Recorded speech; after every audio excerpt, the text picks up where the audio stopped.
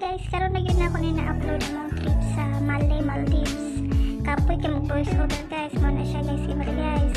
Ano mong pag-abot sa kanya sa amo ang van, mihatod na sa amo ang port para sa seaplane, padulong sa among hotel accommodation, blah blah blah.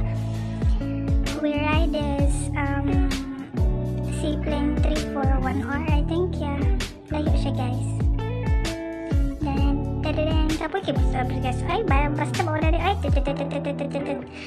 nilupad na may taon aluy mo na siya kulba may nadala guys kay para start lagi sa seaplane mo tong view guys. Tapos ang mababa naman sa taas, as in super guwapa kayo, tanawon sa langit ang mali day mo na siya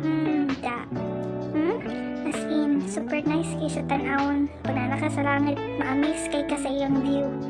Wapa kaayo.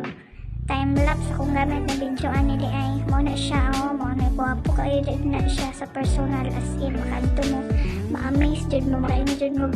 Oh my god, I don't know, basta din ako ma-explain. Basta nindot kina siya doon.